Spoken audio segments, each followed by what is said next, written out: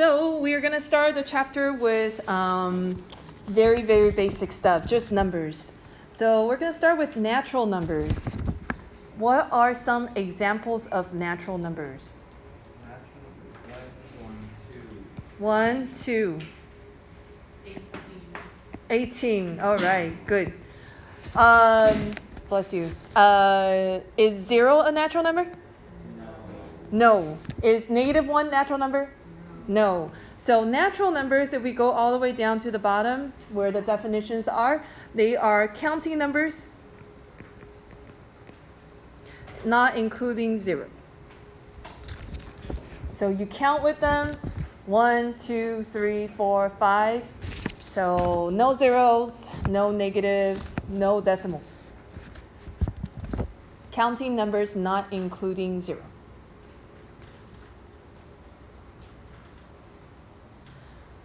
Okay, next. So this is like the number family. So the next category up is going to be whole numbers. Whole numbers is going to include natural numbers. So what's the difference between whole numbers and natural numbers? that whole number has 0. Yeah, whole numbers include 0. So it's everything inside, which is all the natural numbers, and 0. Okay, so inside that family, it's everything plus something else. So whole numbers is all of your, bless you, natural numbers and 0. Whole numbers are natural numbers and 0. Okay, next category up is integers. Integers. What's the difference between integers and whole numbers? It has whole numbers and negatives. Whole numbers and negatives. So and 0. So 0, 1, 2, ... And then they're opposite. When we say opposite, we mean negative. So -1, -2, and ...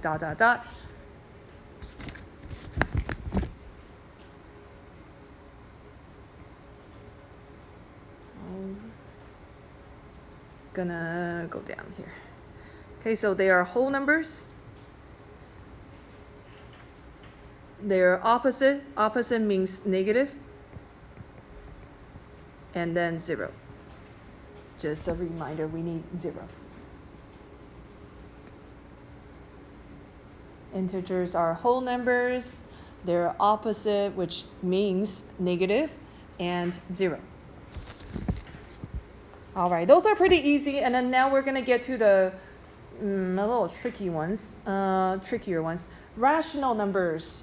We talked about this last year. We said rational number, the word rational is special because of what part? Yep. The ratio. Ratio. So fraction. So ratio means fraction. That means rational numbers are fractions. Okay, so give me an example of fraction. 0.5. Oh, 0.5. Can you change it to a fraction? Yeah, 1/2. You kind of spilled my rhythm here, but it's okay. Okay, 1/2. And then what else? 1/3. Okay, so these are rational numbers because they're fractions, right? What about 1.5? Is that a rational number? Okay, remember rational numbers are fractions, right? So is 1.5 a rational number? Rational, yeah? Okay, how many people think it's a rational number? People are like this. Okay, how many people think it's not a rational number? Okay, let's think about it. 1.5, can you change that to a fraction? Yeah. What's that in fraction? 3/2. So it is a rational number. Anything that can be a fraction, not it is, it can be a fraction, is rational number. How about this? 0.66 repeated. Yes. Okay. We can make it. Yes. I forgot. What is this fraction? 2/3, yes. So we can change it into a fraction, so it is a rational number. Now, what if you didn't know that 0.66 turns into 2/3? Okay, so if you are given a fraction, obviously rational number. If you're given a decimal, that's when you have to think. If it ends, the decimal ends, it will definitely become a fraction, right? You can turn any decimal that ends into a fraction. If a decimal repeats, it will always be a fraction, and we are going to learn how to do that this year. We can turn any repeating decimal into a fraction. Okay, so let's come down here and write our definition. Okay, rational numbers. All numbers you can write as a ratio or fraction.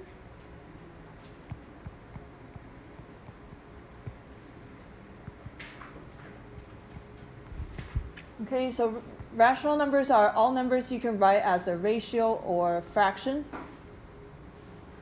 A number with decimal is a rational number. So if you see a decimal, you're not sure if it's a rational number. If it has a terminating decimal,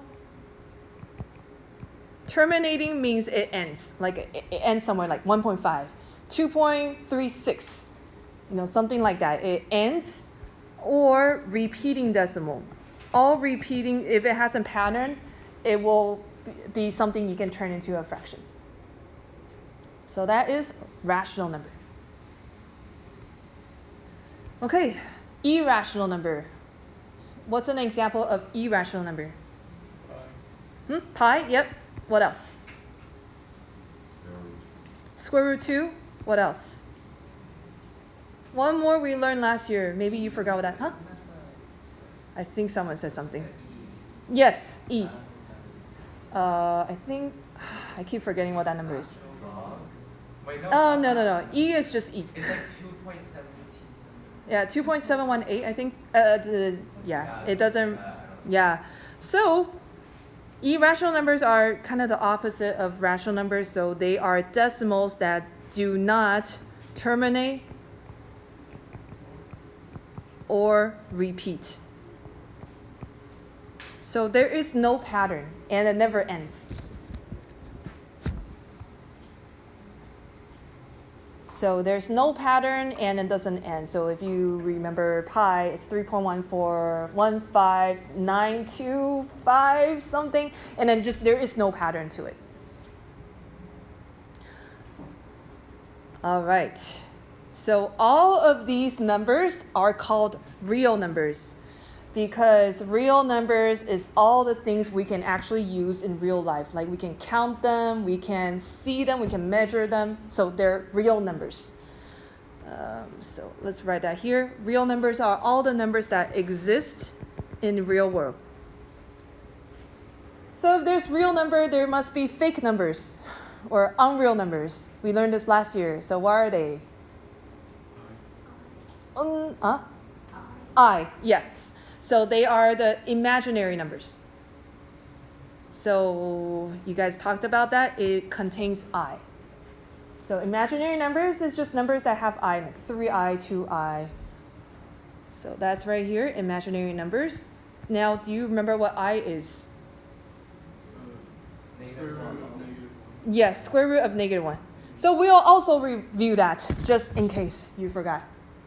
Now, both real and imaginary make up complex numbers. That's like our big number category. So that is A plus BI. A is the real number part. BI is the imaginary part. So this is every number we have. Complex number A plus BI, which is every single number. All right, that is here. So it can be written in the form of A plus BI.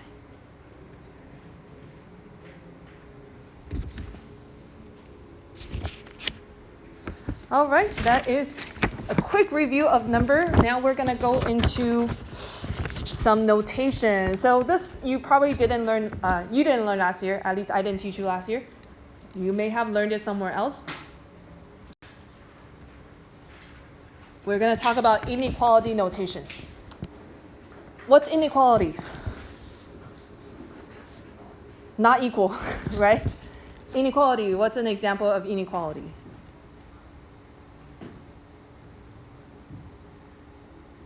Nobody knows. Yeah, so that's the less than, greater than, less than equal to, greater than equal to. Inequality, so in is like not equal, so it's not exactly equal. All right, we're gonna explore some definition. Bounded. Bounded means that the interval is enclosed.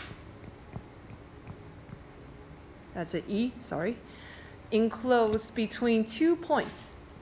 Bounded means the interval is enclosed between 2 points. So we have a point here, that interval is in between. For example, -2 less than x less than 5. It's stuck between -2 and 5. So we call that bounded, like it's stuck. Or, for example, 5 less than equal to x less than 10. So it's stuck between 5 and 10. Okay, so that's called bounded. Unbounded means the interval goes from one point, the other point is not bounded, so that means it's going to be infinity. So we're going to talk about infinity a lot this year. Next year is going to be all the time. So calculus is, a lot of infinity stuff. So unbounded means you start at one point and then you go on forever, whichever direction. So something like x is greater than 5, something like that, for example. So that's kind of the idea of bounded versus unbounded. The next idea is closed versus open. Closed means the interval has to include the point. So that's going to be the less than equal to or the greater than equal to. We're going to have to include those points, so it's going to be equal to. So then open means it does not include the point. So less than or greater than.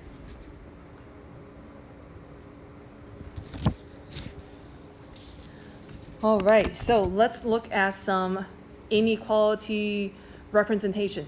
So we're going to first do bounded. So let's go ahead and look at, let's say we have AB on this number line. And then I'm going to do the same thing for all of them. So I'm going to write AB for everything.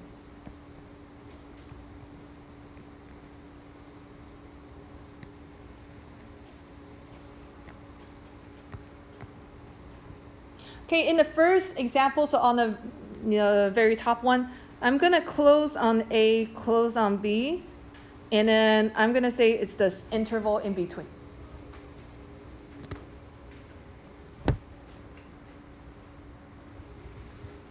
How do I write this in inequality notation?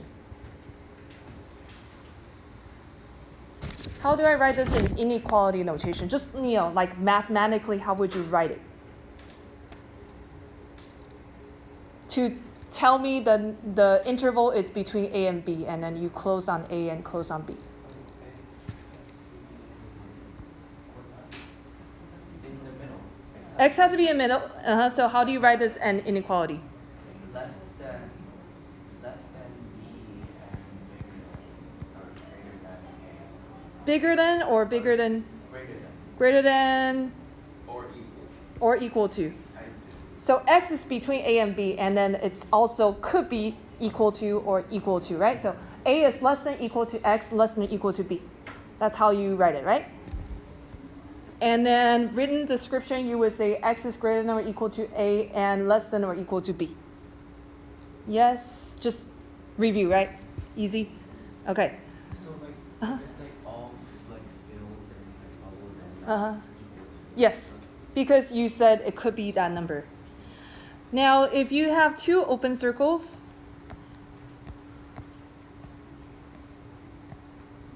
and that interval is in between, how would you write this one? Same thing, but without the equal.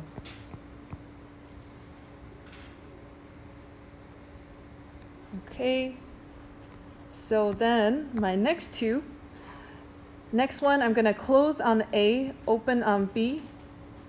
And then the last one, I'm going to open on A, close on B. Okay, go ahead and write those next two.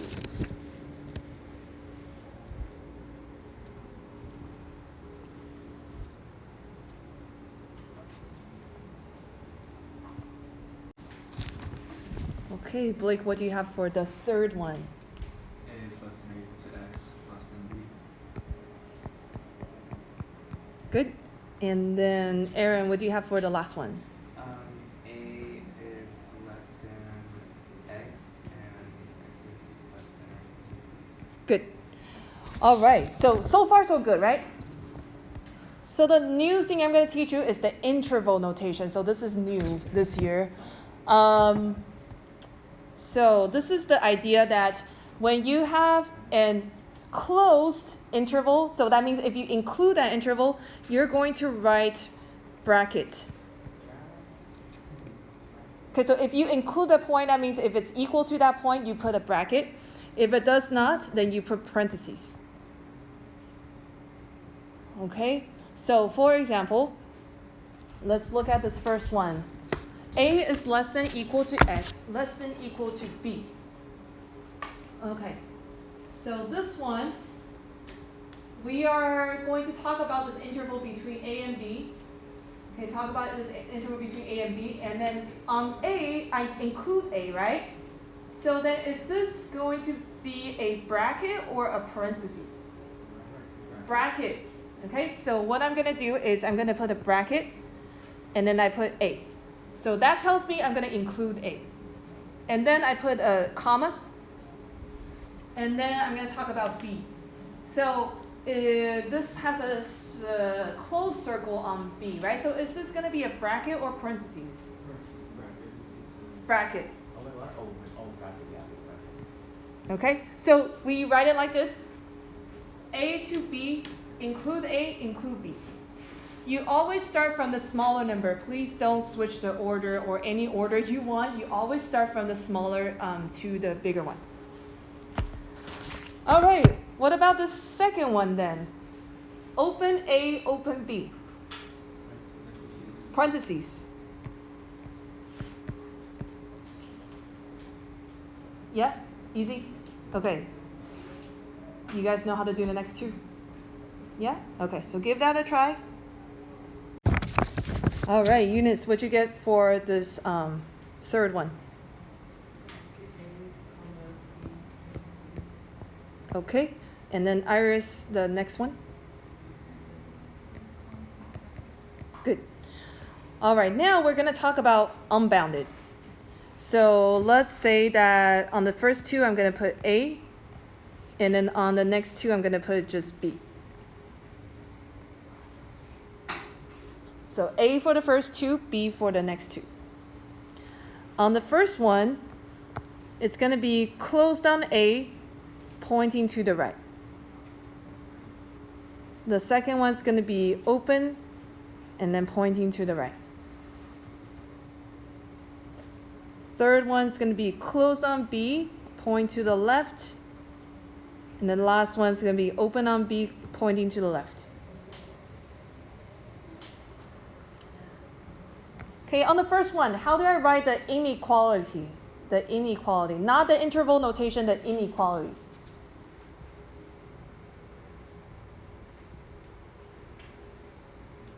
X is something.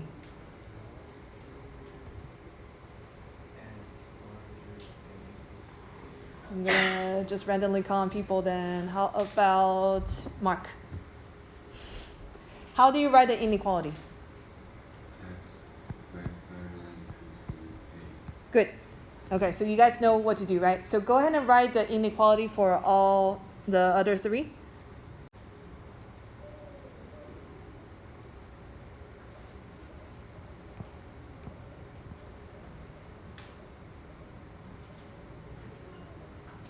Okay, so let me, okay.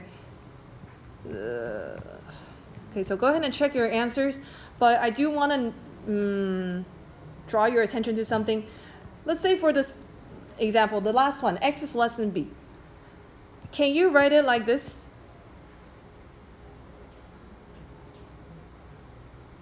Yes, it means the same thing, right?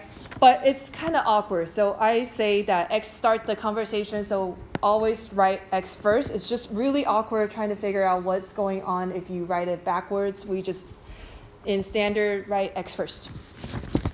All right, now let's learn the interval notation. So, let's look at this first one. Interval notation always, Evan, wake up. Okay. Okay, so interval notation always has two parts. Okay, this one to this one.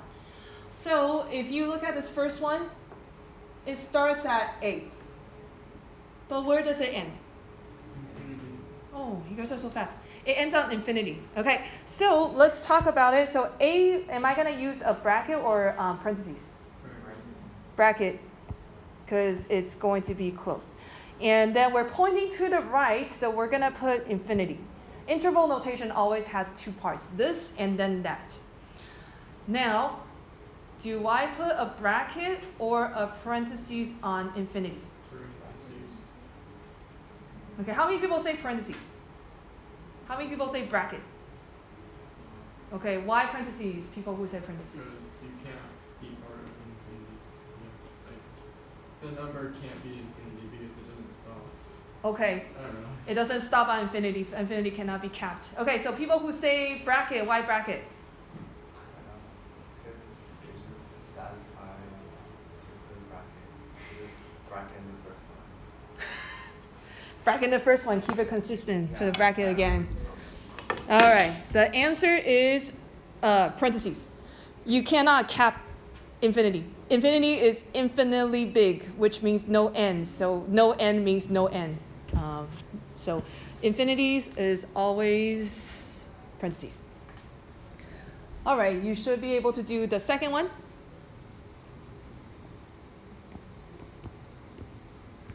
The next one is also a little tricky. This time, we have a B pointing to the left. So what should we start with? Should we start with B or should we start with something else? Negative infinity. Kayla's like pulling on it.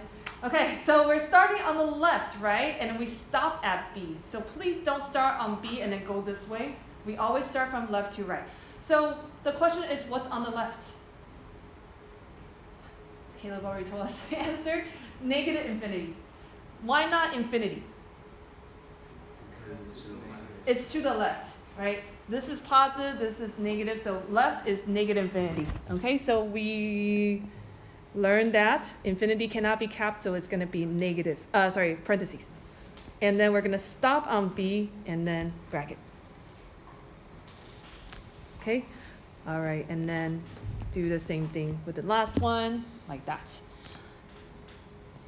Okay, so let's do some practice. Let's do a few together. List the positive integers between -3 and 7. This is an easy question, but a little bit tricky. Just tell me the answers. What's the positive integer between -3 and 7?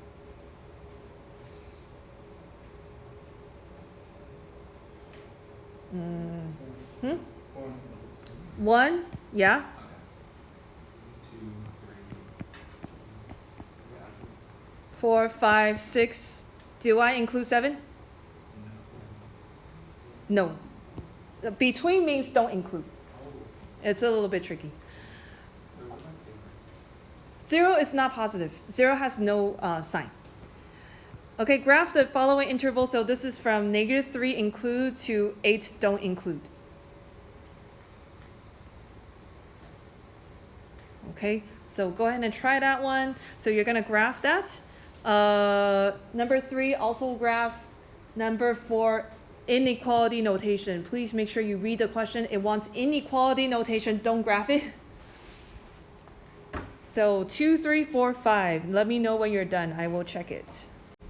Okay, so 2 and 3, graph. 4 and 5, inequality. So some of you are just doing something. So number 2, graph. So -3, close, open on 8. Number 3, -1, close, close on 4, in between. Number 4, x is less than or equal to 6. And then number 5, -4 less than x less than or equal to 3. Let's review. So variable. What does variable mean? I kind of still don't know. Or an example of a variable? X. X, Y. Yep. So it's usually like a symbol. Usually a letter like X, Y, Z, something like that. And it can represent one or more numbers. Then what is a constant? Huh? Never mind. Constant. I do not. Does not change. So something like 2, 3, pi, those have definite amounts. Those are constants. All right, next, expression and equation. What's the difference between expression and equation? Equation, it has a solution. Expression is not. Kind of. Yeah, like The equal equation sign. doesn't equal, but expression Correct, does. and it's a- Yeah, so when you see the word equation, kind of sounds like equal, so then it has an equal sign. So equation has an equal sign. Expression does not have equal sign. And then both of them are mathematical phrases. So give me an example of an expression. 5x? So maybe a little longer expression? 5x plus 3. Okay, 5x plus 3. What does x equal to? Anything you want. Okay, so a lot of people just be like, oh, x equals negative 3/5. And I'm like, how did you know? It doesn't equal anything, so you cannot solve for x. If you do want to solve for x, then, on the other side, it had to have a number. That way you can solve. I mean, to you, it's like, duh, obvious, but I see this a lot. Whenever I ask someone to factor, they always tell me what x is. I said, there is no equal sign. Okay, so please be careful. All right, let's go to the next page. Let's review exponents. So exponents is just a way of saying how many of that same thing is there. So for example, a cubed just means there are 3 a's multiplied together, right? So easy stuff, but we do need to review because people always forget the rules every year. So for example, if we have a something to a power times something to a power, and then those two bases are the same, you can add the exponents together. So for example, a to the third times a to the second is what? A to the fifth. Please don't get confused and write a to the sixth, okay? It's basically asking you how many a's there are. Well, there are 5, so you add the exponents together. Next, let's say you have a to the sixth divided by a to the second. What do you do to the exponents? Do you divide, or what do you do? Subtract, okay? So that is a to the fourth. Let's say, for example, I switch them. A to the second divided by a to the sixth. Then what? 1 over a to the 4. Yeah, 1 over a to the fourth is like the final answer, but if you had like the intermediate, you would still take 2 minus 6, right? So that's a to the negative 4, and then you would do something with that because it's negative. All right, anything to the 0 power is always 1. This next one, so the negative exponents, this confuses not everybody, a lot of people. So I need to make sure you are not confused. So 2a to the negative 3. What does this become?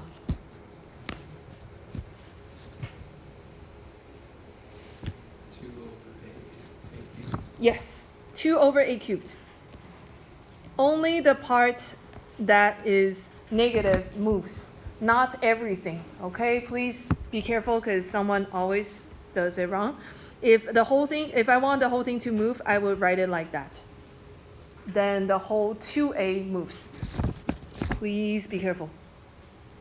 Next. So let's say I have 2a squared cubed. What does this become? So, 8 A6. a to the 6. Yes. So power to a power, you multiply, which kind of brings down to this part. So a squared cubed is going to be a to the 6. So basically a squared, a squared, a squared 3 times. So that is 6a's. All right, last part. Let's say we have 1 over b cubed. What does this become?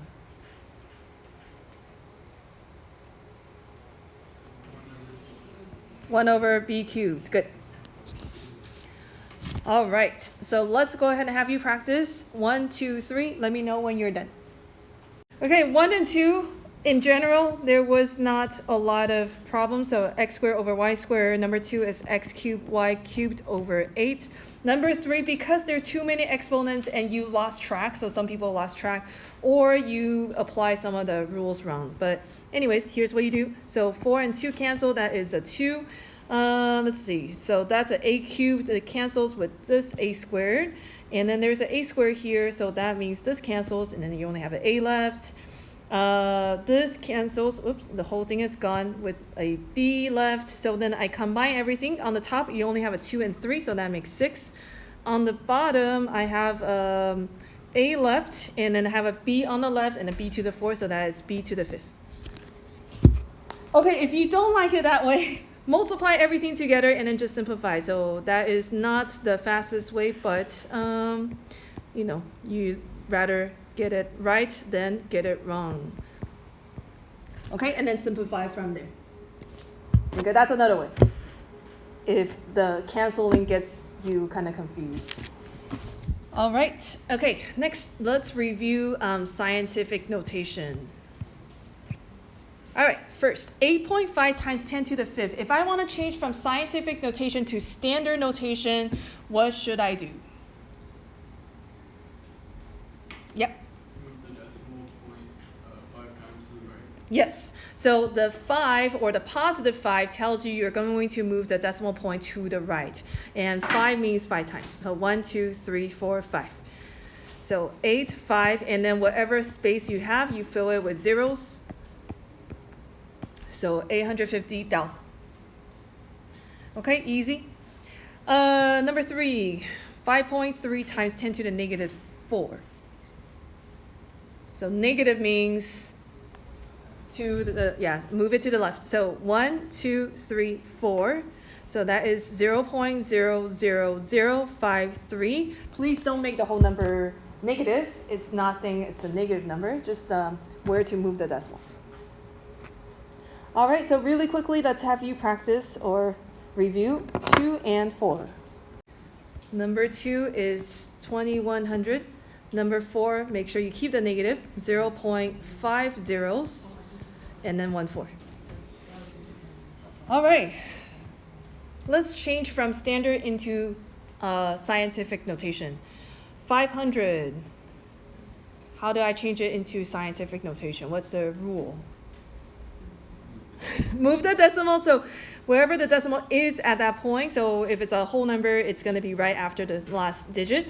And then the question is, where do you stop? Where do you stop moving the decimal? Before the last number, if the number is